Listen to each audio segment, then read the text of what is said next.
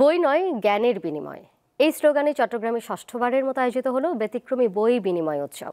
নগরীর জামাল খান মোড়ে fail camera storage নামে সংগঠনের উদ্যোগে শুক্রবার আয়োজন করা হয় দিনব্যাপী এই উৎসবের। এবারের আয়োজন করা হয় জুলাই অভ্যুত্থানে হতাহতদের স্মরণে। চট্টগ্রাম নগরীর জামাল খান মোড়ে সড়কের দুই পাশের ফুটপাতে 11টি টেবিলে সারিবদ্ধভাবে সাজানো রয়েছে নানা ধরনের বই। সেখানে মিলছে শিশুতোষ, কবিতা, ইতিহাস, রাজনীতি, আত্মজীবনী, দর্শন ও ধর্মতত্ত্ব, গণিত ও বিজ্ঞান সহ সব ধরনের বই।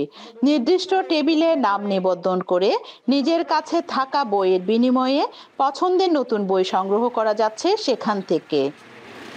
বই বিনিময় এটা আমার ফার্স্ট টাইম, কারণ এর আগে জানিনি বা এর ধরনের উৎসব হয় সেটাও জানতাম না। যে বইগুলো পড়ে ফেলেছি ওগুলো চেঞ্জ করে আমরা আবার আরেকগুলো বই পড়তে পারছি, এটাই খুব ভালো লাগছে। আমাদের বাসায় কিছু বই অযথা পড়ে থাকে, সেগুলোর বিনিময়ে আমরা নতুন বই পেতে পারছি। ব্যতিক্রমী এমন উদ্যোগ সফলভাবে করতে পারায় খুশি আয়োজক ও স্বেচ্ছাসেবকরা।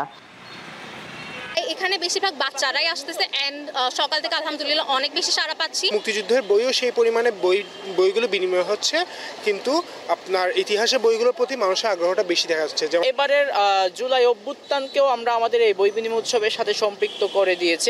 এবারের বইমেলা উৎসর্গ করা হয় ছাত্র জনতার গণ অভ্যুত্থানে হতাহতদের স্মরণে। এই ধরনের আয়োজনে রাষ্ট্রকে এগিয়ে আসার তাগিদ বিশিষ্টজনদের। এই তরুণদের ভাষা বুঝতে না পারা একটা রাষ্ট্রীয় ব্যর্থতা। আমরা যারা অগ্রজ আছি আমাদের একটা বড় ব্যর্থতা। তারা যে বিদ্যার এক ধরনের বাণিজ্যিকীকরণের বিরুদ্ধে এই বই উৎসবের মাধ্যমে প্রতিবাদ জানাচ্ছে, এটা আমরা বুঝতে ব্যর্থ হচ্ছি। কারণ জীবনেরকে গড়ার জন্য আমাদের সবচেয়ে বেশি প্রয়োজন হচ্ছে বইয়ের। একটা বই একটা বন্ধুর সমান, আর একটা ভালো বই একটা লাইব্রেরির সমান। মধ্যে মধ্যে যার যেই বইটা দরকার সে সেই বইটা নিতে পারবে এবং সে পড়তে পারবে। সকালে উৎসবের উদ্বোধন করেন 21শে পদকপ্রাপ্ত দৈনিক আজাদীর সম্পাদক এম.এ. মালেক। শীতের কারণে শুরুতে পাঠক দর্শনার্থীর সংখ্যা কিছুটা কম থাকলেও বেলা বাড়ার সঙ্গে সঙ্গে উপস্থিতি বাড়তে থাকে। রুনা আনসারি, দীপ্ত সংবাদ, চট্টগ্রাম।